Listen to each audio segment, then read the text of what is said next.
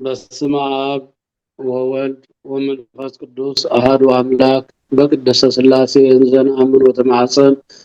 እክህደከ ሰይጣን በቅድመ ሰዓቲ ቅድስት ቤተክርስቲያን እንተይት ስሜ ማርያም ሲወል ለዓለም ዓለም አሜን። ኦ ጎይታናን መድኃኒናን ኢየሱስ ክርስቶስ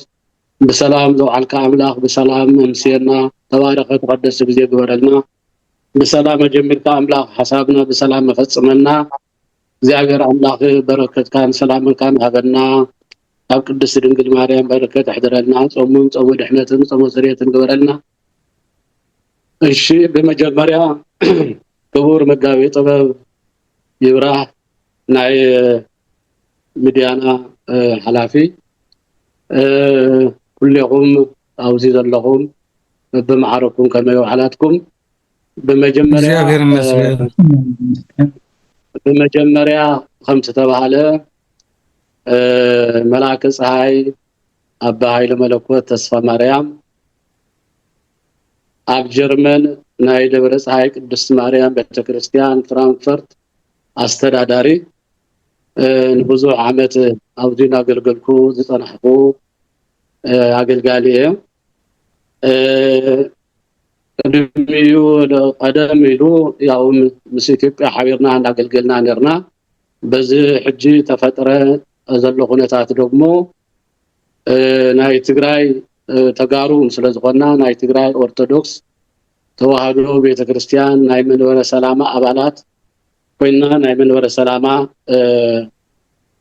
አባላት ኮይና ነብር ናይ ትግራይ ኦርቶዶክስ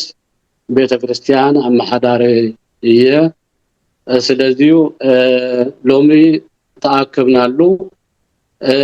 ናይ ኣብ ጀርመን ነብር ማሕበረ ካህናት ስለዘለና በተዓድና ዘሎ ንሰምዖን ንሪኦን ዘለና ኩነታት እናተሰምዐና ብዙሕ ነገር ስለ ዝስማዕ ዝንገር ዘሎ ንሕና ድማ ሓደሽቲ ከም ምዃንና ማሕበረ ካህናት ተነጋጊርና ዘለና ሓሳብ ክንገልጽ ኣለና። ንሕና ናይ ማሕበረ ካህናት ናይ ትግራይ ኮና ትዘሎ ነገር ሓሳብና ክንገልጽ ኣለና ብዝብል ኢና ሎሚ ተኣኪብና ዘለና። እቲ ኣቋምና ደግሞ ብፅሑፍ ተዘጋጅዎ ስለ ዘሎ ነቲ ፅሑፍ ዘቕርቡልና መልአከ ሰላም ቀሲስ አብርሃም ግርማይ ኣብ ጀርመን ናይ ፖርታል ናይ መድኃኔ ዓለም ወአቡነ ሳሙኤል ቤተክርስቲያን አማሓዳሪ ይሆኑ። ስለዚህ ንዕኦም ይጋብዝ ማለት እዩ ትዘሎ ኣቋምና ሓሳብና ንክገልጹልና ማለት እዩ። ናይ መጀመሪያ በስመ አብ ወወልድ ወመንፈስ ቅዱስ አሐዱ አምላክ አሜን። ይባርክኒ መልአከ ፀሐይ አባ ኃይለ መለኮት አቦና። በስመ አብ ወወልድ ወመንፈስ ቅዱስ አሐዱ አምላክ አሜን። እዋናዊ መግለጺ ቅዋም ኣብ ጀርመን እንረከብ ማሕበረ ካህናት ነብስ ወከፍ ንብጻይ ድማ እምበር ነብስ ወከፍ ንርእሱ ዝሐሾ ኣይጠምት። እቲ ኣብ ክርስቶስ ኢየሱስ ዝነበረ ሓሳብ ኣባኻትኩም እውን ይሃሉ። ናይ ጳውሎስ መልእክት ንፊልጵስዩስ ሰባት ምዕራፍ 2 ካብ ፍቕዲ 4 እስካብ 5 ዘሎ ሃይለ ቃል እዩ። ንሕና ኣብ ጀርመን እንረከብ ማሕበረ ካህናት ዘኦርቶዶክስ ተዋህዶ ቤተክርስቲያን ትግራይ ከም ዝፍለጥ ብዕለት 27 ጉንበት 2018 ዓመተ ምህረት ቅዱስ ሲኖዶስ ኦርቶዶክስ ተዋህዶ ቤተክርስቲያን ትግራይ ብዘካየዶ ጉባኤ ኣብ ልዕሊ ብፁዕ ኣቡነ ሰላማ ናይ እግድ ውሳኔ ከም ዘመሓላለፈ ዝፍለጥ ኮይኑ ይኹን ዳምበር እቲ ኣብ ልዕሊ ብፁዕ ኣቡነ ሰላማ ዝተመሓላለፈ ውሳነ ንሕና ኣብ ጀርመን እንረከብ ማሕበረ ካህናት ግዚኡ ዘይተመልከተን ዘይሓለወን ጥራሕ ዘይኮነስ መከራን ስቃይን ሕዚ ዘሎ ኩነታት ህዝቢ ትግራይን ዘየጋናዘበ ኮይኑ ረኺብናዮ ኣሎና። ምክንያቱ ኣብዚ እዋን እዚ ህዝቢ ትግራይ ዘለዎ መከራን ፈተናን እንኳን ንሕና ደቁ ኣቦታት ጳጳሳት ካህናት ይትረፍ ዓለም ዝፈለጦ ሓቂ እዩ። ስለዝኾነ ከምቲ ኣብ ላዕሊ ዝተጠቕሰ ናይ ጳውሎስ መልእክቲ ነፍሲ ወከፍ ንብፃዩ ድማ እምበር ነፍሲ ወከፍ ንርእሱ ዝሐሽዎ ኣይጠምት እቲ ኣብ ክርስቶስ ኢየሱስ ዝነበረ ሓሳብ ኣባኻትኩም እውን ይሃሉ ዝብል ቅዱስ ቃል ዝተባሃለ ንዓይ ይጥዓመኒ ብምባል ንሰንሳትና ካብ ምድፍፋዕ ወፂና ንዝተበደሉ ንዝተገፍዑ ክንጣበቐሎም ናይ መፃናንዒ ቃል ኣምላኽ ክንምህሮም ደኣ እምበር ኣብ ርእሲ መከራ ኣብ ርእሲ ጭንቀት ኣይኮነን ዘድልዮ ህዝብን ብምቕፃል ፍትሕን ርትዕን ዝጎደሎ ትግራዋይ ኩላትና ውልደ ክህነት ዝተዋሃበና መንፈሳዊ ሓደራ ስለ ዘሎ ካብዚ ዝተላዒልና እቲ ኣብ ህዝብና ዘሎ መከራ ኩላትና ተረባሪብና ክንሰርሓሉ ይግባእ እንተዘይኮይኑ ናይ ታሪክ ተወቀስቲ ካብ ምዃን ኣይነምልጥን በዚ መሰረት ብፁዓን ኣቦታት ናይ ቤተ ክርስቲያንናን ናይ ህዝብናን መከራን ፈተናን ተረዲእኹም በቲ ዝወፀ ብሔረ ህግን ሕገ ደንብን ብትኽክል ክምራሕ ብትሕትና ንሓትት ፃውዒትና እውን ነቕርብ ማሕበረ ካህናት ጀርመን ቆሞስ መላከ ፀሓይ ኣባ ሃይለ መለኮት ተስፋ ማርያም ቀሲስ አብርሃም ቀሲስ ተክለ ሃይማኖት መላከ መዊ ፍሬ ስብሃት ቀሲስ ክብሮም መላከ ህይወት ቀሲስ ሲሳይ መላከ ብርሃናት ቀሲስ ዳዊት መርጌታ አማን ዲያቆን ኪዳነም ዲያቆን ተክላይ ዲያቆን ካሕሳይ ዲያቆን ማቴዎስ ዲያቆን ሰሎሞን ዲያቆን ጊላይ ዲያቆን በሪሁ ሲሳይ ዲያቆን ብርሃነ 18 ሰነ 2018 ዓመተ ምህረት ጀርመን አይቴ ብሔራ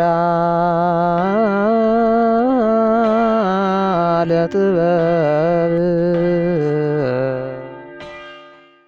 ባርኮት ከልየና እዩ ናፍቲ ቀፂሉ ዘሎ ቅድሚ ምእታውና ማለት እሺ አምላኽ ይባርከልና ይቀድሰልና ሓሳብና ሁሉ ናይ ሰላምን ናይ ፍቅርን ናይ ሓድነትን ይግበረልና በረከትን ሰላምን ይወርደልና ንሃገርና ንህዝብና አምላኽ ሰላም ይሃበልና ካብትን ሰምዖ ዘለና ሁሉ ዘፍርሕ ነገር ሁሉ ይሰውረና زعرف بوتاتنا نتيخات لمن سماي بوارسلنا سنة بكريستوس كريستيان بولد ولدان التبهالكم ناي እግዚአብሔር ተከተልቲ ናይ ወላዲት አምላክ ድንግል ማርያም መፍከርቲ ናይታ ቅንዕቲ ዝኾነት ኦርቶዶክሳዊት ተዋህዶ ቤተ ክርስቲያን አክሱም ትግራይ ሰዓብቲ ህዝበ ክርስቲያን ኩላኹም አበብ ዘለኹም ከመይ ኣለኹም ሰላም ሰናይ ክትኮኑልና ናይ ኩሉ ሰዓት ምኒትና እዩ ሞ ጥበብ ይብራህ ከምቲ ዝተለምደ ንህዝብና ከንቅሕዩ ካብዚ ወሪዱና ዘሎ ፀገምን መከራን ፈተናን ከትንሳአና እዩ ናብ ልዕልናና ከዲበና እዩ እምነት አቦታትናን እኖታትናን ከትሕዘና እዩ እንብሎም እተፈላለዩ አርእስተ ዛዕባታት እናሓዝና ኢና ናባኻትኩም እንቕርቦም ዘለና እዞም እንቕርቦም ዘለና መደባት ድማ ብጥበብ ይብራህ ቴሌቪዥንን ከምኡ ድማ ብጥበብ ይብራህ ዩቱብ ናብ ሙሉእ ዓለም ዝፍኖ ዘሎ እዩ እዚ ብጥበብ ይብራህ ዩቱብ እንሰምዖ ዘለና ናብ ካልኦት ብምብፃሕ ሼር ሳብስክራይብ بمقبار ميديانا بمحجاز أبغوننا كتكونوا كمتي استلمده أقدمنا ملختنا نحلف ومو كم فقار أملاخ نلومي حجنا يو كريمنا زلنا كمتي قدم كبل سمعكمو مجلسي أب جرمن زركوو محبر كهنات تجراي مسارة بمقباريو مو نزي مجلس أزيكعة تي دمسوم زخونو نايتهم كهنات زرزر سمون نايديا قناتون سمعنا لنا عسعيبنا نزي كلا علوم زخالة وانو مخنياتن كم وندما نابهزوهم تي حبيرهم زتيلو استزرارو بدو تحساوهم ونصوم يقوم زغرو بدو نهزبهم مبرهي كقربو استوصنو حتوتاتنا حزنا كريمنا زلنا مو نزي ساوعيتنا زي أغربكم أبتو زحلفكم مو مجلسي مبرهي كتبولنا فقادينياتات زخونكم أغديمة بسمين بسم تملكتين كمسجن فتو نقعد عن مساهم እንኳን ደህና መጹ መጋቤ ጥበባት ኳ ሰላም ረሃበና ተናይ እሞ ክቡራን ኣቦታትና ከምቲ ዝፍለጥ እዩ እዚ ኣብ ትግራይ ኣብቲ መሰረትና ዝኾነ ናይ ኩሉ መሰረት ዝኾነት ኣብ ቅድስት ከተማ ኣክሱም መሰረት ብምግባር ቅዱስ ሲኖዶስ ትግራይ ድሕሪ ብዙሕ መስዋዕቲ ናብ ዝብርክዚ ተበፂሑ እዩ ኣብ ደገ እውን ተፈላለያ ኣብያተ ክርስቲያናት ትግራይ እናበዝሓን እናበርከታን ይኸዳ ኣለዋ እቲ ህዝብና እውን ሓዘኑ ዝገልጸሉ ጸሎቱ ዘብጽሐሉ ከም ትግራዋይ እውን ኣብ ዝሰኣነሉ ጭንቅን መከራን ካብ ዝነበረሉ ወፂኡ በቦታቱ ብቋንቁ ዝባረኸሉ ብቋንቁ ዝመሃረሉ ብቋንቁ ዝዝምረሉ ዝስማዕናዓሉ እውን ኩነታት ተራእዩ እዩ እዚ ዓብይ ተስፋ እዩ ንህዝብና እቲ ዝተኸፍለ መስዋዕትነት ተኸፊሉ እንታይ ተረኺቡ ንዝብል ሕቶ እውን እታ ናይ ጥንቲ ዝኾነት ቤተ ክርስቲያንና ረኺብና ዝብል ዓብይ መጽናዕኒ ኮይኑ ጸኒሑ እዩ ሕዚ እውን ዘሎ እዩ ኮይኑ ግን ኣብ ቅዱስ ሲኖዶስ ትግራይን ከምኡ እውን ኣብ መንበረ ሰላማ ኣብ ቦታትና ትዝተኸስተ ነገር ግን ኣዝዩ ንህዝብና እውን ከምቲ ኣብ መግለጽኩም ዝገለጽኩሞ ዘሕዘነ ኩነታት እዩ ኮይኑ ዘሎ እሞ ንምንታይ ተፈጠረ ይኮነን መፍትሒ ክግበረሉ ኣለዎ እዩ ንምንታይ መንበረ ሰላማ እንትጣየሽ እውን ሊቃነ ጳጳሳት ጥራሕ እንከይኮነ ብካህናት ብምእመናን ብዝተሓወስዎ እዩ እቲ ናብ ናይ መረፃ ሊቃነ ጳጳሳት እውን ዝተኻየደ ስለዚ ውሳነ እውን ክኸውን ዝኽእል ንኩሉ ብዘማእኸለ ቤተ ክርስቲያን ማለት ማሕበረ ካህናትን ማሕበረ ምእመናንን ሓባበረ ዘወሃሃደ ክሳዕ ዝኾነሉ እዋን እዞም ከምዚኦም ዓይነታት መግለጽታት ምውፅኡ ንህዝበ ክርስቲያን ኣዝዩ ዘጽናዕኒ እዩ እሞ ክቡራን ኣቦታት ፈለማ ነዚ መግለፂ እዚ ክተውፅኡ ወይ ድማ ክትገልፁ ዘለዓዓለኩም ምክንያት እንታይ እዩ ዝብል ካብዚ እንተንብገስ ሰናይ ይመስለኒ እሞ እዚ ሕቶ እዚ ብኸመይ ክተብርሁልና ትኽእሉ ዝብል ናባኻትኩም ከብል ካባኻትኩም ሓደ ነዚ መብርሂ እንተዝህበኒ እሺ بقدمي مقامي طبيب إبراهيم دقيم يمسجن بتعمي زاوير أملاكم دلنا نخن الزارب زوجنا أملاكنا مسجانا يبصحيو حسابنا نجلس أمتى أفتمي توي تزارب قوة حسابنا نجلس أب عدنا ذلو أب تجراي من وراء سلام ذلو خمتي أفتمي جمريات تزارب قوة نحنا بإثيوبيا أرثوذكس توحيد بيت كريستيان نيرنا ناي إثيوبيا أرثوذكس توحيد بيت كريستيان دغمو سلا زدالوتنا اب حزبنا جنوسايد مستفصمه حزبنا تسفا قريصو بمنግስትም بناي ሃይማኖት መራሕትም ተስፋ ዝቆረጸ ህዝቢ ነሩ ኣብ ጭንቀት ስለዝነበረ በቲ ጭንቀት ደግሞ ንሕና በእውነት ጥንታውያን ክርስቲያን አመንቲ እግዚአብሔርን በእውነቱ ዘይጭክነልና ጎበዛት እውነተኛ ናይ ትግራይ ዝሓስቡ በቲ መከራ ጊዜ ናይ ዓለም አቀፍ ማህበረ ካህናት ተሰብስቦም ናይ አቦታት ሕልም እውን ዝነበረ ናይ መንበረ ሰላማ ቋቆመለዎም ተጋሩ ናይ በዓልታቶም መራሕቲ ካህናት አለዎም ተባሂሉ እዚዩ ተሰባሲቡ ተአምር ዝኾነ ነገር ተፈጢሩ በእውነት ዝነበረና ዳልዋን ዝነበረ ኩነታት ገዲፍና ኣብ መንበረ ሰላማ ዝነበረና ተስፋ ዓብይ ነይሩ በተለይ አነ በግለይ በእውነት እግዚአብሔር ብዝፈልጦ ዓብይ ተስፋ ነይሩን ግን ኣብቲ ናይ መጀመሪያ ዝነበረ ደስታን ስምዒትን ኣብቲ ኩሉ ሕብረተሰብ ዝነበረ ድሕሪ ተወሰነ ግዜ ግን እንዳተዛሓለ እንዳተምትሕምማይ ከም ዘሎ ይስማዕ ሎሚ እንኳን ተነጊሩ አበደባባይ ይትረክስ በመጠኑ ካብ ንእሽተይ ንግግር እኳ ናይ ሰብ መለኻኸት ይፍለጥ ማለት እዩ ስለዚህ እንዳው ዓለ እንደሓደረ መንበረ ሰላማ ኣብ ዝሕጂ በፂሑ ኣብ ምውጋዝ ወይም ደግሞ ምኽልካል ምእጋድ መስካ ተጋሩ ዘልቁስሉ ተጋሩ ካልኦት ዝኸብሩሉ እዚታት ኩሉ መስማዕና ወእሞ ንሕናስ ድምጽና ክነስምዐለና ንሕና እኮ ናይ መንበረ ሰላማ አባላትና ትዝኸውን ዘሎ ሓቅን ዘይሓቅን ምዃኑን ንሰምዐለና ግን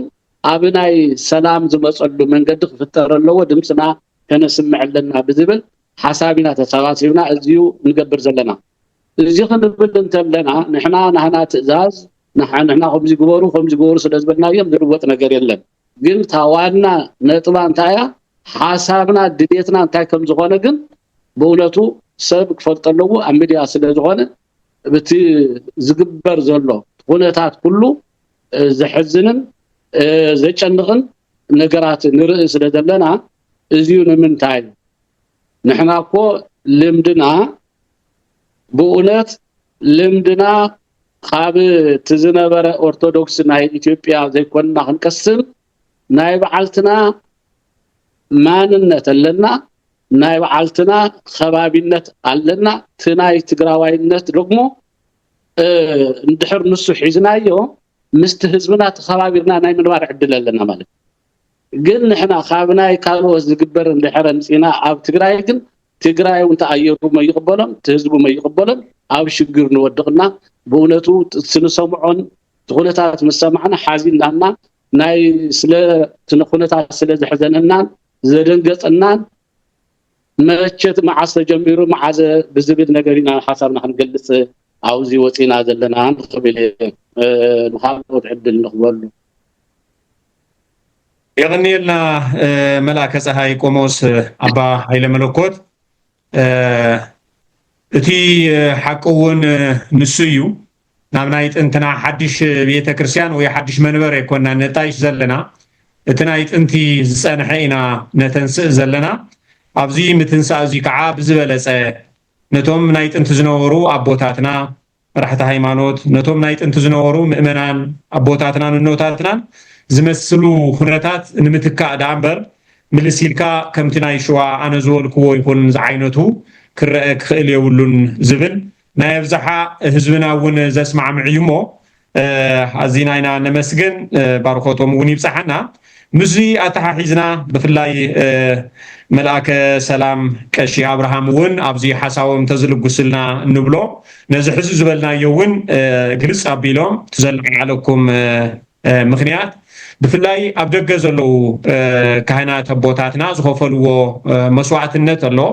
ስለዚ እዚ ዝኸፈልዎ መስዋዕትነት ከዓፍቲ ጸላም እዋን ድምፂ ህዝቦም ብምዃን ነቶም ደገ ዘለው ህዝበ ክርስቲያን ከይብተን ኣብያተ ክርስቲያናት ብምጥያሽ ዝግበር ዘሎ ድኻምን ጻዕርን ቀሊል ኣይኮነን ኣብዚኦም ከዓ ኣብ ቅድሚት ዝስርዑ ኣቦ እዮም ስለዚ ምስ የተሓሒዞም ትሕዚ ዝፍጸም ዘሎ ሁነት ብፍላይ ቅድም ክብል ኣብ ደገ ኮይኖም ድምፂ ህዝቦም እናኾኑ ድምፂ ቤተ ክርስቲያኖም እናኾኑ ዝጸንሑ ኣቦና ብፁዕ ኣቡነ ሰላማ እቲ ዘቕርብዎ ዘለው ናይ ህዝቢ ሕቶ ናይ ምሕደራ ጸገም እቲ ዝግበር ዘሎ መልሲ ከዓ ነቲ ህዝቢ ዘማእኸለን ከይኮነስ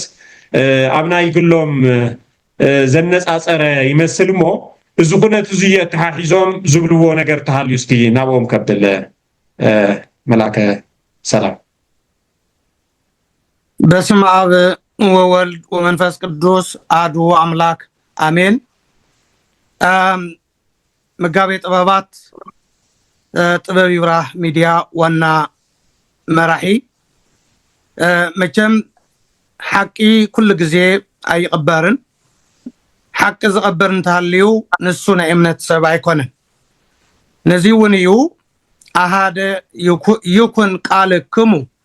እመኒ እወ ወእመኒ አልቦ አልቦ ተባሂሉ ዝተነግረ እንኳን ኣብ ላዕለዋይ ፀፍሒ መንበረ ጵጵስና ዘለው ኣቦታት ከምኡ እውን ብምንኩስና ዝማዕረጉ ኣብ ጸገም ኣብ ሽግርን ትግራይ ዝተወልዱ ይትረፍ ስለ ትግራይን ስለ ዘለቶን ዝሓለፈን ዝነበረን بعالم ዙርያ ዝተገልጸ እዩ ተፈልጠውን እዩ መጋቤ ጥበባት ምናልባት ብፁዕ ሰላማ ሓደ ኣቦ ሓደ ፐርሰን ወይ ከዓ ሓደ እዮም ኮይኑ ግን ብፁዕ ሰላማ ዝሰርሕዎ ስራሕ እንተሪኢና ግን ሓደ ግዜ ነፍስ ወከፍና ስለ ትግራይ ክንሓስብ እንከለና ምናልባት ናይ ብፁዕ ሰላማ ጥራሕ ድያዳ ኢልና ክንሓስቡን ዘግድደና ነገራት ኣሎ ኮይኑ ግን ኣብ ዝሓለፈ 27 28 ዝሓለፈ እግድ ወይ ውሳነ ንኹላትና ብጣዕሚ ዝሕዘነና እዩ ብፁዕ ሰላማ እቲ ሓቂ ከም ዘውጾም ምንም ጥርጥር የብሉን ግን እቲ ንዓና ሕጂ ኣብዚ መጺና ክንዛረበሉን ወይ ከዓ ሓሳብና ክንወሉ ዘገደደና ከም ትመላከ ፀሐይ ባሂለ መለኮት ዝበልዎ ናይቲ መንበረ ሰላማ ካብ መጀመሩ ይጀምሩ ኣካል ኮይና ብገንዘብን ብዝተፈላለየን ኣስተዋጽኦ ኣውፊናው ዝበጽሕናዮ እቶም በሓላፍነት ኣው ንኽሰርሑ ዝተመደቡ ኣቦታት ናይ ህዝብና መከራ ናይ ወንጌል ስብከት ዘመኑ ዝጠልቦ ክገብሩ ዝግባኦም ብፍላይ ከዓ እቲ ካብ ጥንቲ ጀሚሩ መሰረት ኮይኑ ንኢትዮጵያ አብሪሁ እናበልና እንኾርዓሉ መንበርና ተመሊሹ ተሓጉሾም እንደገና ደስተኦም ናብ ህዝቢ ከመሓላልፉ ዝግባኦም ግን ገና ብዕሸሉ ኣብ ምድፍፋእን ኣብ ምእጋድን ክብጽሕን ከሎም ብሓቂ ዘሕዝን እዩ መቸም መጋቤ ጥበባት ኩሉ ዓለም ዝፈልጦ እዩ ብጣዕነ ቦታት እቲ ዝተዋህቦም ሓላፍነት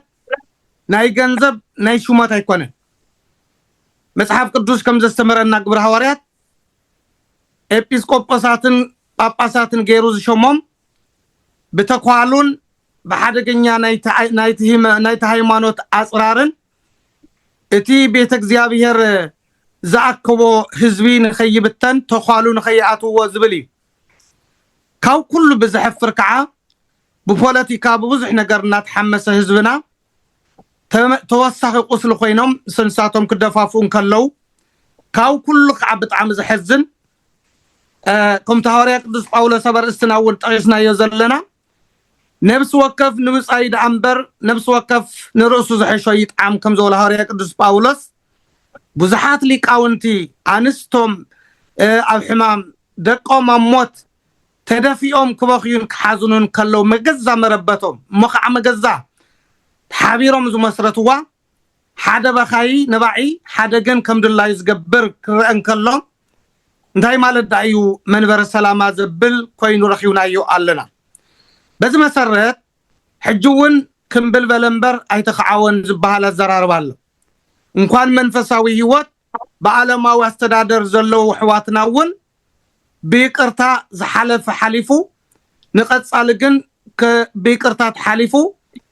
ክስራሕ ዝግባኦን ናብቲ ሓቅን ኣትዮም ንህዝብና ክሕስሉ ይግባእ ኮይኑ ግን መንበረ ሰላማ ተመን ሬን ይሃድማሞ ልሕፂ ይረኽበን ከም ዝበሃል ብጣዕሚ ብዝሕዝን ካፍቲ ሰይጣን ሒሸና ኢላ እተመለኽና ኢትዮጵያ ሲኖዶስ ደኾኒ ሒሸና ናንበረበትና ተመሊስና ኢልና ኣብ ከምዚ ዝመሰለ ንትርኽ ክንርኢን ከለና ቅድሚ ዓመት ቅድሚ 2 ዓመት ቅድሚ 3 ዓመት ቅድሚ 4 ዓመት ብኸመይ ነርና ሕጂ ኸስ ታየባሰና ኣሎ ዝብል ብጣዕሚ ዝገርም እዩ ብዝኾነ ኮይኑ እዚ ኣብዚ ሚድያ እዚ ቀሪብና ዘለና ንሓደ ወቂስናን ሓደ ክንምጉስ ኣይኮነን ኮይኑ ግን ትዝግበር ዘሎ ተግባራት ሎሚ ኣብ ብርሃን ኢና ዘለና ዓለም ብሓንቲ ሞባይል ኩሉ ዓለም ትርእየሉ ግዜ ኢና ዘለና ካፍቱ ዘረባውን መጋቤ ምስጢር መጋቤ ጥበባት ካፍቱ ዝተዋሃበ መግለጺ ብሓደ ኣቦ ጳጳስ ናይ ኣውስትራልያ ሃገረ ስብከት እውን ይደልይዎም እዮም ኢሎም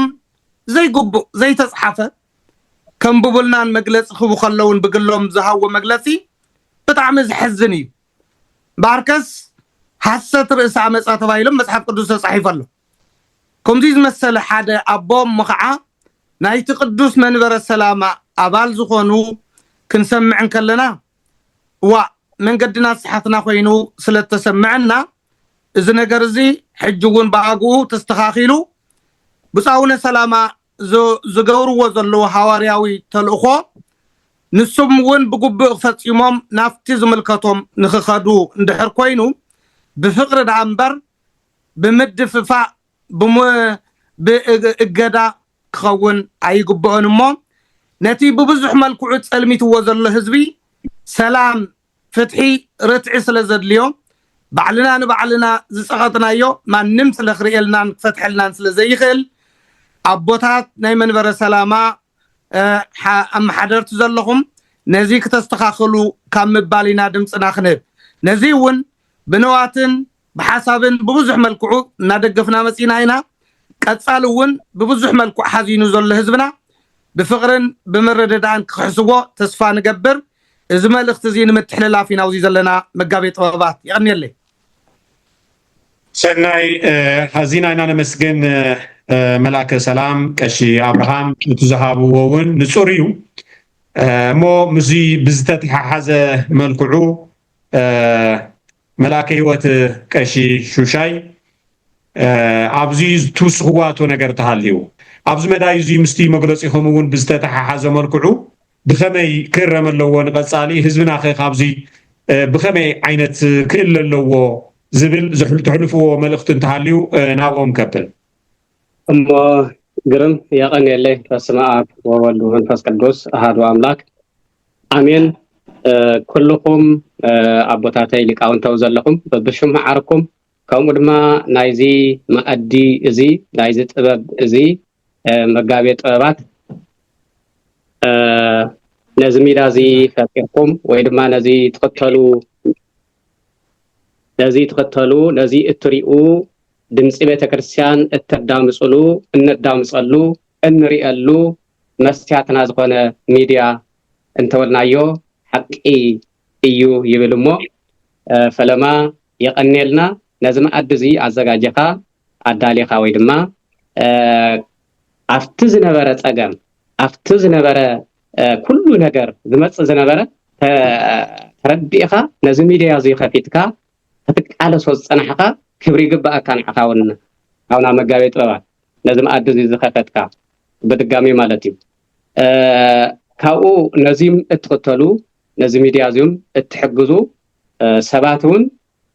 ከመስግን ይፈቶ ማለት እዩ ማንያት ካብ ቅድመት ሒዘ ሕልፍ ኢለ ይሪኦ ስለዝነበርኩ ቅድመት መከራ ይኹም ኣብቲ መከራ ውሽጥም ይኹን بزلك بزعمك نتابع كريستيان نولدم بتحجزه نتزنيه خناتات انتي مسألنا خمزلو تعينت ما يفوق عنا تعينت دمنا إنه أبزبل خناتات كوينكا تدريكا هاجري تقد سنئة تقراي تقد سنئة حزبي قد سنئة ويلكا لك خمتي أبونا أونا سلاما جنانا ببسنا خيموس وندهلو أب دقة خمزلنا يو أب عبد السلام كوينهم دا تواقعو زنوارلو سخاون دا تواقع أخا زنواركا مودما حزم نزم كرازي زلنا يو زمت ملأختي أنا محلالت زقبا أنا نجر كنبل سلاز فقد كالنا سلاز أخذنا يمسجن أنا شوي كأسيس سيساي يبهال أب جرمن نواري ناي هامبورغ دبر برهان قدس لاسيه ناي سبخ أقوائي أما حداري ويدما ناي تدبري رأس دبر مالتيو ياو أوز مكرا أنون أوز مكرا نهزوي كقلقلي لنبر أوز حس ساعات نحنا نوصلن نحنا نمهرلن نحنا نقربلن يكون النيرو بزخونا قن እግዚአብሔር ዝፈቀዶ ኩሎ ገበርከ ከምዝበሎ ኩሉ ዝፈቀዶ እግዚአብሔር ስለዝኸውን ኮይነሎ እና አነ እንታይ አይኽብል ዝደሊ አውዚ ወለደይ ብደም ገሮም ገሊጾም እዮም አነ ግን ነቦታትና ሊቃነ ጳጳሳት ትግራይ ኦርቶዶክስ መንበረ ሰላማ ሊቃውንትና አይተውኪው ክብል ይፈቶ ማለት ንምንታይ ኢኹም ዝብል ዘለኹ ሊቃውንቲ ቤተክርስቲያን ይወኽየለው ሊቃውንቲ ቤተክርስቲያን ዝወልዑ ወሲኖም ይሳደደለው ሊቃውንቲ ቤተክርስቲያን ናውዚ መድረኽ እዚ ዘውፅዕዎም ናውዚ ንኹለሃና እታ ቤተክርስቲያን ከም ቤተክርስቲያን እቲ እምነት ከም እምነት እንዳተቀባበለ ንኽመሐላለፍ ዝገበሩ ወለድና ሊቃውንቲ እሙድማ ተረከብትም ሰአን ፍትሒ ሰአን ምንታይ ክብረይ ነኻኣኻኒ ብዝብል ዝተባረሩ ክንርኢ ከለና ኣነ ብግለይ ማለት እዩ ዝተባረሩ ክርኢ ከለኹ ከም ኣብ መቐለ ኣብ ኩሉ ዝተፈላለየ እቲ ዞባታት ሃገረ ስብከታት እውን ከምኡ ክህሉ ይኽእል የለን ማለት ኣይኮነ ኣብ ዝተፈላለየ ኣጥቢያታት ኣብ ዝተፈላለየ ጥብያታት እኒሄ ትመከራ ወሪዱ ዝኒሄ ስለዚ ወለድና ሕዝም ከም ተወለደይ ዝበልዎ ናብ ልብኹም ተመሊስኩም ንሕና ንዓኻትኩም ንምውቃስ አንደበት የብልናን ግን እቶም ናውዚ ዘውፅዕኹም እታ ናውዚ ዘውፅሓትኩም ኣድወ ትግራይ ኣይትበድልዋ ቤተክርስቲያንም ኣይተንብዕዋ ቤተክርስቲያንም ኣይትበትንዋ ኣብዚ ሰዓት በላዓይ ብዙሕ ቤተክርስቲያን ህዝብና በላዓይ ብዙሕ በቲ ዘይሰኮንዎ በቲ ብእምነት በቲ ዘይተሰኮነ በቲ እንዳበለ ኣብ መከራ ዘሎ ህዝብኩም ተመልከቱ እንተገደደ ከምቲ ኣቦና ኣውነ ብፁዕ ኣውነ ሰላማ ሰርሕዎ ዘለው ወሪድኩም ናብ ባይታ ክትሰርሑ እዩ ዝግባእ ወሪድና ክንሰርሕ ዝግባእ እየ ክብል ዝፈትሞ ንምንታይ ኣኻቲኣ ከምቲ ኣዝበልካ ተባሂሉ ግን ኣብ መቐለ ዝረኣናዮም ኣሕዋትና ከም በዓል መምህር ኣሰፋ ዝበሉ ከም በዓል ናይቲ ወረዳ ሰሜን ዝነበረ ሊቀ ካህናትም ተዋሪሮም ፈቀይ ቤተክርስትያን ቀቲላትለይ ክብሉ ከለዉ ዘሕዝን እዩ ብጣዕሚ ዘሕዝን ዘብኪ ልቢ ዘለዎ ማለት ልቢ ዘይብሉ ግን እቲ ዳንኬራ ንሱ እንዳጓሃረ ዝውዕልን ካሊእ ሚድያታት ስውነይ እንዳቆረፁ እንዳቅረቡ ህዝብና ክብተን ዝገብርዎ ታውዚ ክዕገሱ ኣለዎ ክንዕገስ ኣለና ረጊእልና ህድኢልና እውን ነቦታትና እውን ከምዚ ዝኒሄ ኩሉ ኣብያተ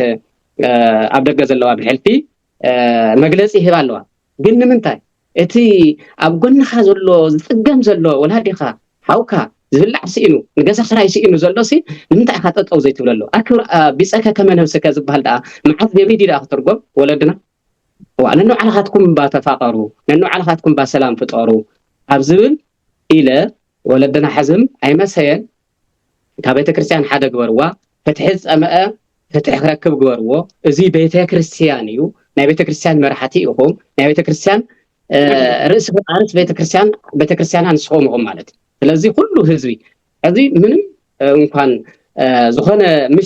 ምስጢር ዝበሃል ነገር የለን ኣብዚ ሕሳዓት ኩላ ዝተገበረት ዝተባሃለት ኩሉ ተኣኪቦም እንዳሃለው ዘውፅዎ ዝነበሩ መስጢር ወይ ድማ እዚ ኣይተዋፃናና እንዳወሉ ዝተዛረብዎ እውን ተቐዲሑ ወፂ ኣሎ ስለዚ ከም ዝበለ ክወፅእ የብሉ ቤተክርስትያን ጥራሓ ተወፀላ ማለት እና እዚ ኣብ ግምት ኣቲኹም ኣነ ብፁዕ ኣቡነ ሰላማ ጥራሕ ተዝኾኑ ነይሮም እቲ ነገር ዘውፅዎኮ ምንም ኣይትብልን ማለትስ ከምዚ ዶ ይኸውን ኢልካ ከቲ ተረጋጊእኻ ወይ ክትሓስብ ይገብረካ እዚ ግን ቁለት እዩ ዝፈጥረልካ ብጣዕሚ ኣብ ዝገርመኩም ከም ሓደ ክርስቲያን ከም ሓደ እንዲያም ናይ ቤተክርስትያን መገልገሊ ብጣዕሚ ኢኻ ትፀምእ ብጣዕሚ ኢኻ ዝገርመካ ብጣዕሚ ይጠምየካ ፀጊብካ እንዳሃልካ ማለት ንምንታይ ትፍትሕስ ኣብቲ ዝነበረ ተጓተተ ኣብቲ ዝነበረ ፀገም ነይሩ ተባሂሉስ መሽካን ፂኻ ጎቲትካ ገዛኻ ኣቲኻ ሊቃውንቲ ኩኺ ቤተክርስትያን ክትበኪ ቤተክርስትያን ክትበታተን ምግባር እዚ ኣግባብም የብሉን ከም ቤተክርስትያን መጽሓፍ ቅዱስም ኣይኮነን ስለዚ እዚ ክስተኻኸል ኣለዎ እዩ ዝብል ታው እንደገና ኣብዚ ሕሳዓት ድማ ክንዲ ዝዝሓሓል ኣብዚ ኒሄ ከይድታት እውን ሕዚ እቶም ስራሕ ፈፃሚት ዝበሃሉስ ተባሪሮም ዝብል ደብዳቤ እንዳረኣኹ ነይረ ማለት እና እዚ ይግባእ ዶ መመለሽካ ንሓዊ ትወስኸሉ ኢኻ ንሓውስ ማይ ምፂኻ ንሓውስ እንታይ ከም ዘጥፍኦ ንዕኡ ከጥፍእ ዝኽእል ኢኻ ተቐርበሉ እምበር ወይ ዓለማዊ እንኳን እኮ ከምዚ ዓይነት ጭካነ ከምዚ ዓይነት መከራ ኣየውርድ ነብፃይ ከምዚ ዓይነት ፖለቲካ ናይ ፖለቲካ እንኳን ፖለቲካ ዝተረድኦ ብደንቢ ፖለቲካ ዝፈልጥ ሰብ ወይ ትፈልጥ ሰብ ከምዚ ገራ መከራ ብፅታ ወይ ደሞ ኣብፃዩ ወይ ደሞ ኣብ ንሓተይ ዓበይ ዝብላ ኣየውርድን ስለዚ ነዚ ተመልኪቶም ወለድና ሓዝም ተጓዮም ክፈትሑ ተጓዮም ንሰርሕ ንወንጀል ግዜ ክህቡ ንወንጀል ካብ ቤተክርስትያን ሓኒቆም ክሕዝዋ ዘይኮነስ ወንጀል ክትሰብኽ ክተስብኽ ክትፍፅም እዩ ዘለዋ ነዚ ንክትገብር ድማ ናይ መን ብራኬን ናይ መን ምዕዳን ናይ መን መከተታል ኣድልዮ ናይ ብፁዓን ኣቦታት በብደረጅኡ በብሓላፍነቱ ኩሉ ኸይድ ከሎ ዘምሓረ ዝማዕረገ ይኸውን ማለት እዩ ስለዚ ኣቦታትና ሕዝም ኣይትጋገዩ ሊቃውንትኩም ናብዚ ደረጃ ዘውፅሕኩም ኣይተወኪዎም ቤተክርስትያን ንኸይትብተን ፃዕርኩም ሕይልኩም መንፈስኩም ቀይርኩም ናብ እግዚኣብሔር ቀሪብኩም ነቲ ዝተጋገየውን ተጋጊኻ ኢልካ መሊስካ ቤተክርስትያኑ ከገልግል ተኣንበር ቤተክርስትያን ዘገልግል እንታ ቤተክርስትያን ከይዱ ከየገልግል ቤተክርስትያን ከይዱ ህዝቡ ኸይናቢ ኣይኽልከልን ኣይእገድን እዚ ነውርን ኣይነውሪ እዩ ስለዚ እዚ ኣቦታትና ሕዚ ኣብዚ ንዛረቦ ዘለና ሕና መራ ብጣዕሚ ስለ ዝጨነቐና እዩ ብጣዕሚ ህዝብና በዚ ኣብ መከራ ኣብ ርእሲ መከራ ነቃላጥፈሉስ ንምንታይ ኢና መከራ ክንድንዘሓለሉ መከራ ንገዝእ ንምንታይ መከራ ሰላም ክንድገዚእና ኣብ ሰላም ኣብ ክንድንነብር ማለት እዩ እና ወለደይ ብዝበልዎ ወለደይ ኢሎም እዮም ኩሉ ትዝበዝሕ ኣነ እንዲያም ኣስሕቢለ ብዙሕ ገሊፀ ይመስለኒ ግን ሕቶ ተሃሊና ኣብዚ ዝወልክዎ ተሃልዩ ሕቶይ ክምለስ እየ እና ይቐኒየለይ ሰናይ ይቐኒየልና ብሓቂ ላከ ህይወት ቀሺ ሹሻይ እሞ ኣስዒብና ኣብዚ ሕዚ ዘልዕልናዮ ሕቶ ናቶም ርእይቶኦምን ዘሎ ኩነታት ክግለፅ ኣለዎ ዝብልዎ እንተሃልዩ ድማ ናብ መልኣከ መዊእ ቀሺ ክብሮም ከሕልፎ እቲ ማይክ يغني الله بسم الله وولد ومنفس قدوس هادو أملاك أمين استخبركم أبوتاتين حواتين نمن لعالم زرهم هم حبر كانت تقرأي كم أول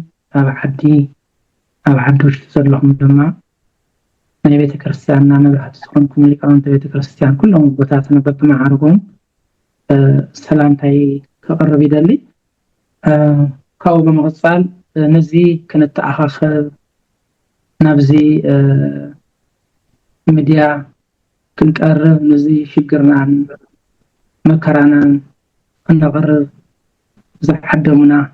حاونا ممهرنا ممهر طيب هذا حبي خبر لني غني لي أقدم أي كتوتو لإግዚአብሔር ቅድም ሁሉ ልዕሊ ሁሉ ንሰዓት እዚዩ ናብዚ ካብ መከራ ካብ ሽግር ወፂና ናብ ሰዓት እዚዩ ዘሸጋገረ እግዚአብሔር አምላክ ዝተኸበረን ዝተመስገነን ይሁን ስመይ መልአከማዊ ቀሲስ ክብሮም ግርማይ ናይ ደብረ ኃይል ቅዱስ ገብርኤል ዳር ምሽታት አማሐዳርየ እሞ እትዘለናሉ ኩነታት ናብዚ ሚድያ ክንወጽ ዘገደደና ያው ኩሎም ቦታትና ገሊጾም ጎዮም ኮይኑ ግን ነቲ በረከት ምስታፍተይ ዝኾኑ እሞ ማሕበረ ካህናት ጀርመን ካብዚ ጅመር ጀሚሩ ትመከራ ከም ታሕንቶ ይስተባሃለ ካብቱ ዝነበረና ተገፊዕና ካብቱ ዝነበረና ዓድና ሓቢርና ዝቀደስናሎም ሓቢርና ዝወደስናሎም ደፊኦም ስለዘውፅና አንሕና ድማ ናብቲ ናይ መረበቱ ናይ ጥንቱ ናብቲ ናይ ቅድስት ከተማ አክሱም መንበረ ሰላማና ዝመለሰ ሊቃውንት ቤተክርስቲያን ብዙሕ ለዓለ ታሕቲን ኢሉ ምስ ህዝበ ክርስቲያንና ዝተደኸመሉ ዓብይ ተስፋ ናይ ህዝብና ዓምዲ ወይ ከዓ መሰረት ኢልና ተስፋ ገይርናሉ ፀኒሕና ኢና ብዙሕ እውን ተደኺሙ ወይ ማለት እዩ ስለዚ ግን ኣብቲ ሕጂ ሰዓት ዘሎ ግን ከምቲ ኩላትና ንሪኦ ዘለና ኣብቶም ወለድና ክትሓስቦን ክትግምቶን ክተስተብሎን ዘይትኽእል ካብ ቦታትና ከምዚ ዓይነት ኣብ ሽግርን መከራን እናሃለወ ህዝብና እቲ መንበረ ሰላማ ናይ ህዝቢ ትግራይ ዓንዲ ናይ ማሕበረ ካህናት ናይ ሊቃውንትና ዓንዲ ኢልና ንሓስቦ ኮይኑ ግን ዘይተፀበናዮ ነጠባ ወሪድና እሞ ንኡ ነቲ ኣቦታትና ተስማዕሚዖም ንኸዱ ሳቶም ንዓትና ክመኽሩና ክግስጹና እንዳእምበር ካሊእ ካብኣቶም ዘይትጽበዮ ካሊእ ክትሰምዕ ከለኻ ብጣዕሚ ልብና እናደመየ እዩ ዝኾነ ኮይኑ ግን ሕጂ ድማ ናብቲ ኣቦና ብፁዕ ኣቡነ ሰላማ ዝብልዎ ዘለዉ ናቶም ንዕኦም ኣግሊልካ ዝግበር ዘሎ ንዕኡ ንምቅዋም ምክንያቱም እቲ ናቶም ሓሳብ ናትን ሓሳብ ምዃኑ እቲ ናቶም መካይዳ ናትን ኣካይዳ ምዃኑ እቲ ናቶም ዝዛረብዎ ዘለዉ ናይ ሽግራን ናይ መከራን ኣብ ሊቃውንትና ኣብ ሽግርን መከራን ዘሎ ናይ ኩላትና ቃል ምዃኑ ስለ ዝኾነ ንሱ ድማ እቶም ሊቃውንትና ተማሂሮም ዝኩሉ ቆሎን ልመና ምስለ እመቤታችን እናበሉ በእንተ ስማ ለማርያም እናበሉ ዓውዮም ሕጂ ድማ ክንዲ ቤተክርስቲያን ትሕሕቦም ክንዲ ቤተክርስቲያን መጽለልትዎም ክንዲ ቤተክርስቲያን ናብራን ህይወትን ትኾኖም ተመዲሳ ንዓኣቶም ትወግኦምላ ከምቲ ድሙስ ደኸምቲ ብደቃ ትበልዑ ማለት እዩ ስለዚ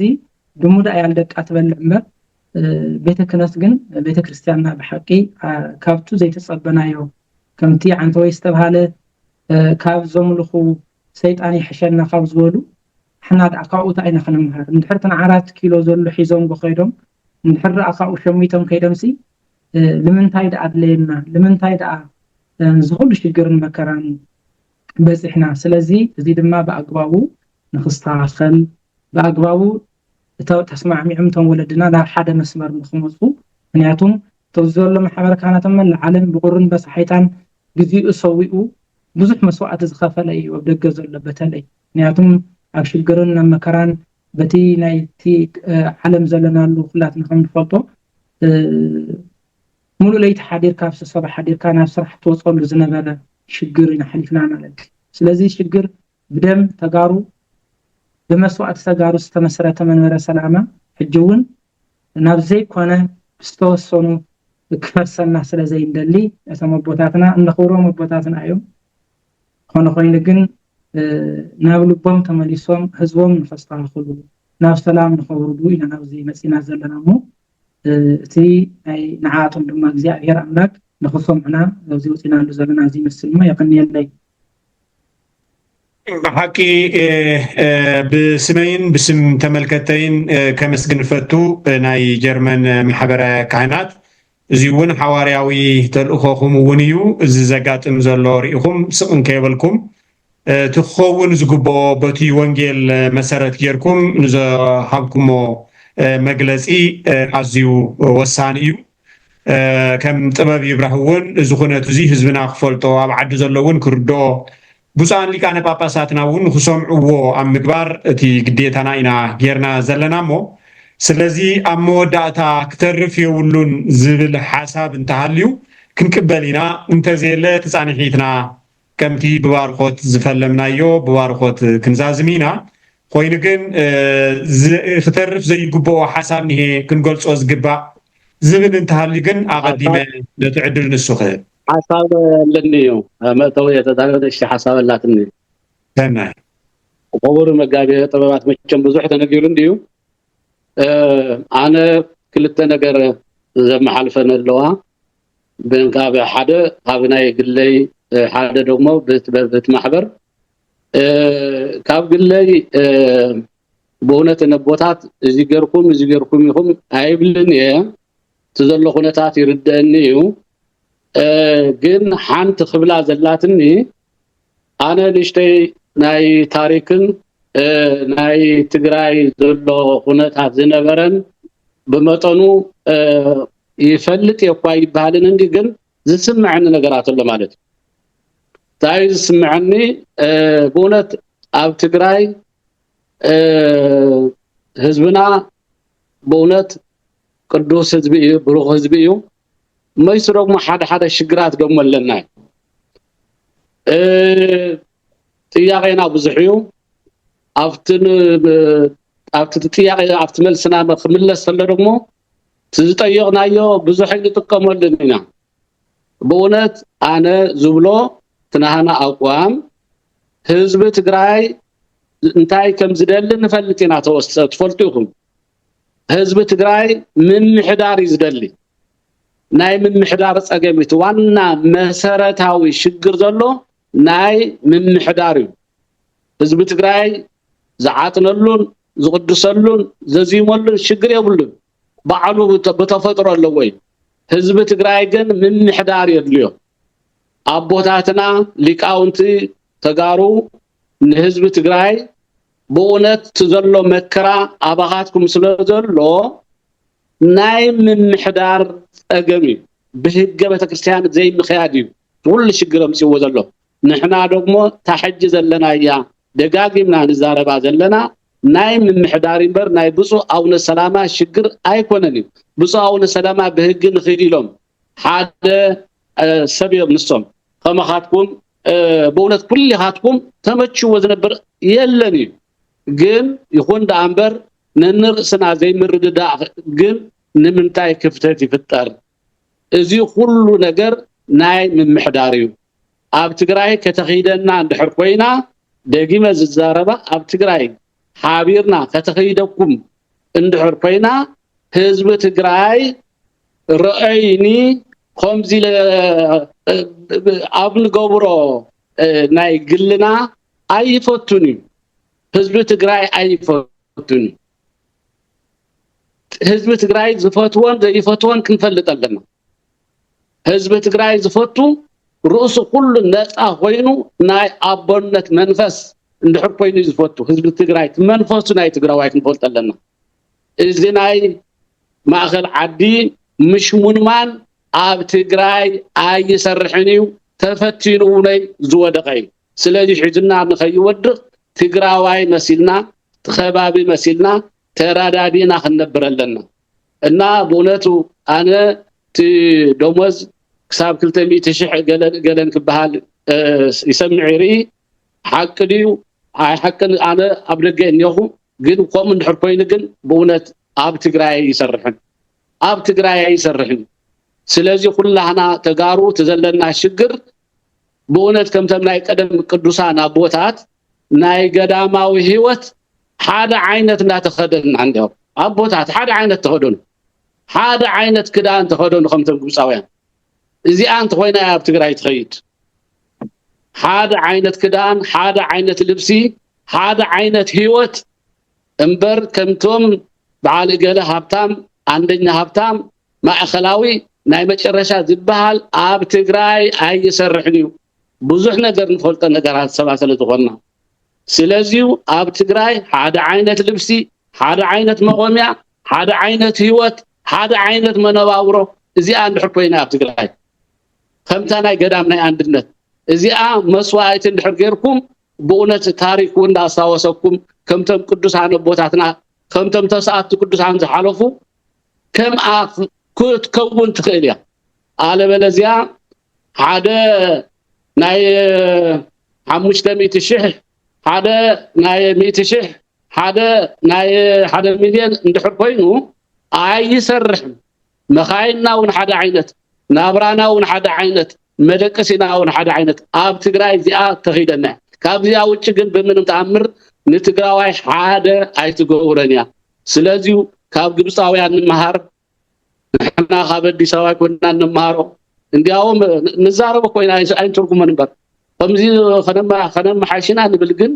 በእውነት ክሳብሎም እኳ ሓንቲ ሓዲስ ኪዳን ወኽነህትም ይካልናን ብፁዕ አቡነ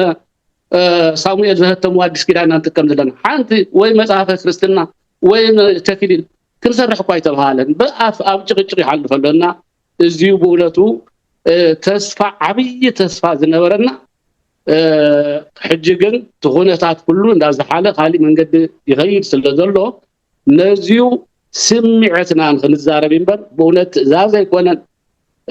ከምዚ ትገብረለኩም ንሕና ስለተዛረብና ይኮነን ግን ህዝቢ ትግራይ ሓደ ዓይነት ህይወት ሓደ ዓይነት መቆሚያ ሓደ ዓይነት መኪና ንሓደ ሰብ መኪና ከምድላይ ነዳጅ ወሃው ንሓደ ሰብ ዝኽልከል እዚ ትኸውን የብሉን ይሰርሕን ንተልእኮን ኩልኩም ሓደ ዓይነት ንተልእኮ وخابتم ናይ ምዑላት ቫቲካን እንኳን መማር ይካል ሓደ ዓይነት ክዳን ሓደ ዓይነት ጫማ ንተልእኮ ሓደ እንድኾን እምበር ሓደ ሚሊዮነር ሓደ ስታይ ክኸውን የብሉን ሓደ በዓል ገዛ ሓደ ገዛ ዘይብሉ ክኾን የብሉን ኣብ ትግራይ ፈላስ ገዛ ክሰርሑሉኒ ማነው ጳጳስ ናይ ጳጳስ ገዛ ታሊ ኣብ ትግራይ ኣይትኾንዖም ኣይኾነሉን ናይ ትግራይ ብምንም ይሰርሑኒ እዚኣ ክብል ይፈቱ እግዚአብሔር ያብለይ يغنيلنا بحكي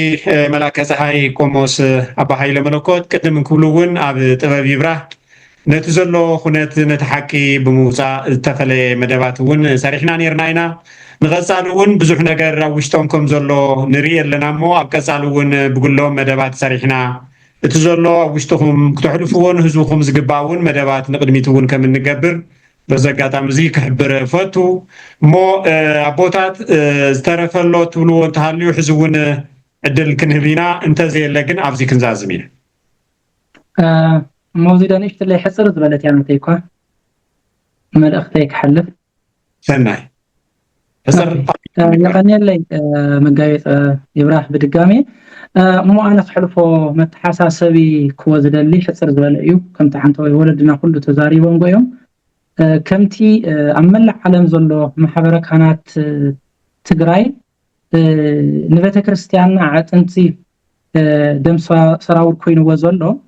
ኣብ ሃገር ውሽጥ ድማ ማሕበረ ካህናት እዚ ኣብ ውሽጥ ዓድን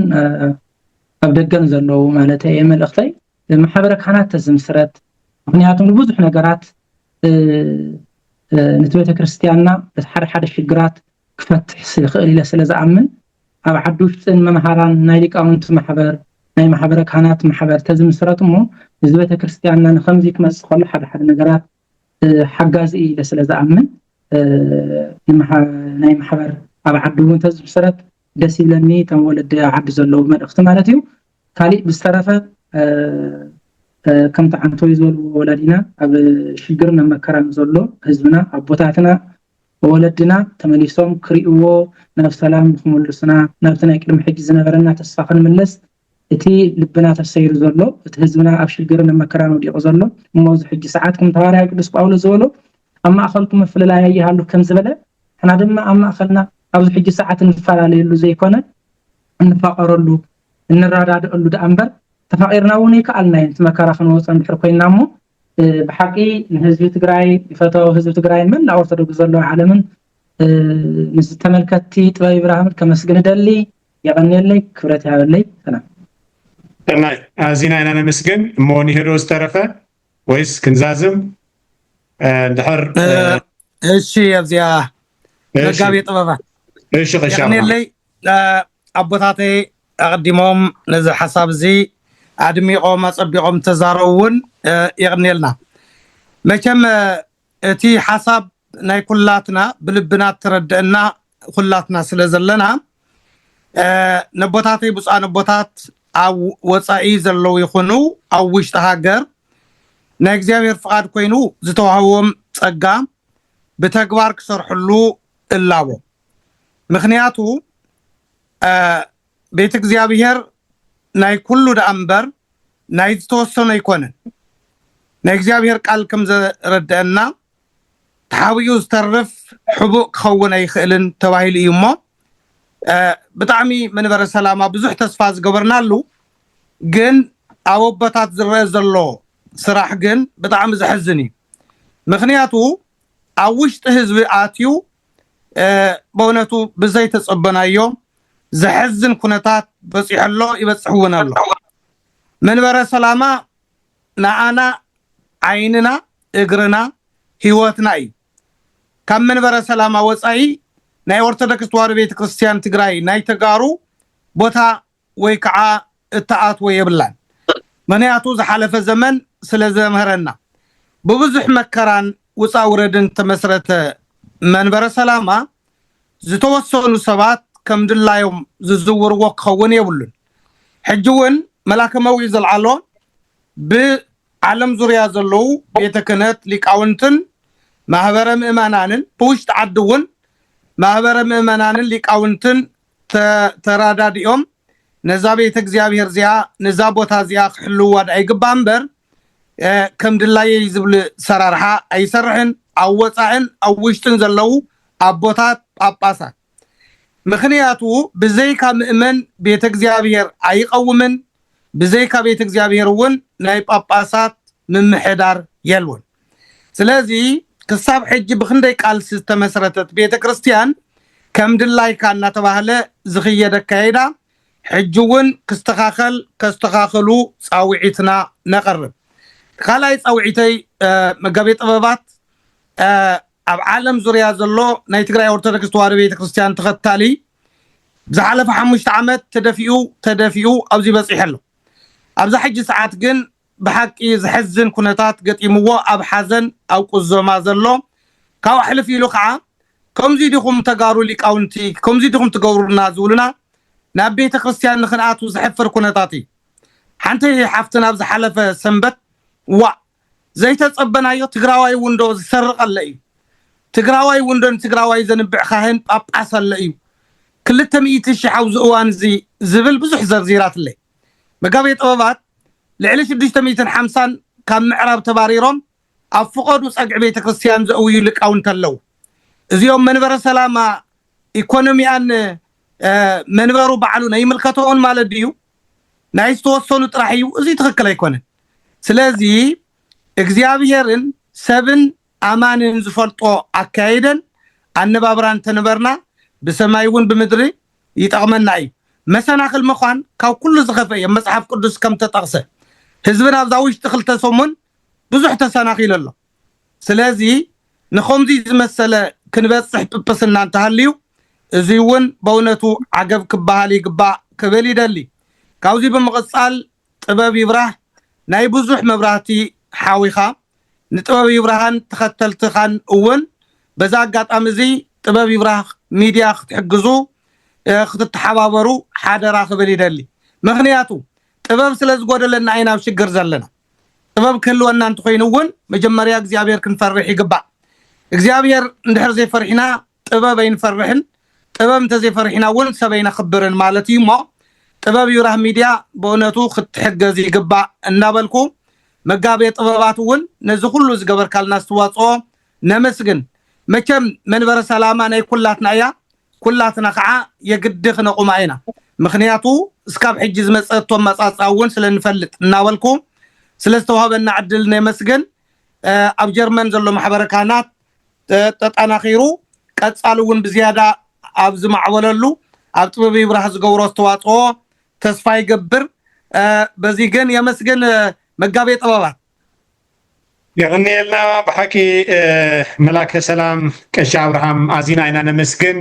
تقبروا تزلهم من كسغاسات ون أو خينهم زكاتاتولنا بزحات مؤمنان حزب كريستيان ون حساوهم يلبسلنا يوم تتمهروا سبكات وانجيل يكون كل نقرات يكون نعون يقدم ملكاتكم زي دمس زيون تخونوا زلهم مو تينا حوارياوي تلوخو كم تفلتوا تتزعبي أواقعي حدرايو سلازي زحدركم زي دماء تكبر ناوعلكم ونريال لنا كم تبابي بهون نتسمعوا دمسي يكون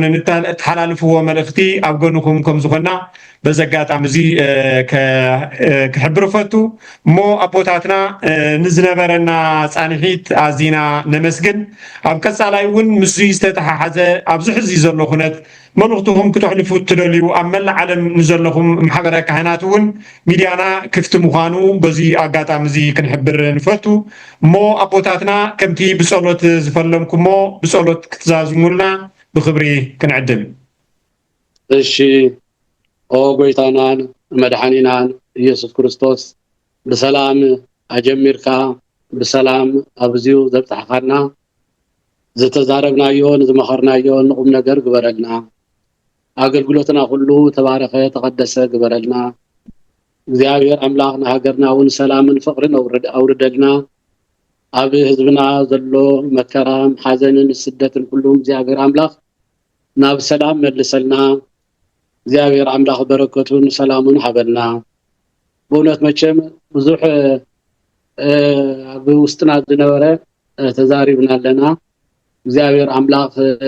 ተዛረብናዮ ናይ ፍቅርን ናይ ሰላምን ናይ ተስፋ ንግበረልና አምላክ በሰላም ይሕድረና ጾሙም ጾመ ድሕነት ጾመ ስርየትን ይግበረልና እግዚአብሔር አምላክ ስዋዕና ተባረከ ተቀደሰ ይግበረልና نبال عون زب السماوات يتقدس اسمك تمصى منفسك ويكون فقدك كما في السماء كما هو بمدر سيساء نزل التنا عبن يوم لنا بسانا وجدنا كمنين ندل لابسلنا يتابعنا እግዚኦስ መንሱት አለ አድነን ነው ባላን ሁሉ ክሪስማስ ያክሪት መንግስት ተይታይል ወጣ ለዓለም ወለዓለም ዓለም በሰላም በቅዱስ ገብርኤል መልአኩ ዝቴ ማርያም ሰላም ለቺ ድንግል ወደናቸው ድንግል መስጋች እግዚአብሔር ተባው ሰላም ለቺ ብሩክ አንተ ማንስ ወሩክ ብሬከርስቺ ተበስብ ስጥ ወምርጥ እግዚአብሔር ለቺ ሰዓሊው ጸዴ በንቲያና ወሮልቺ ኢየሱስ ክርስቶስ ከመ እስራኤልን አጣዊን ኦ ኢየሱስ ክርስቶስ سراي ኃጢአት ሁሉ ህዝብ ከማይሰራ ኃጢአት ያርፍታ እግዚአብሔር ይፍታሁም يفتحنا አይቴ ብሔራ ለጥበብ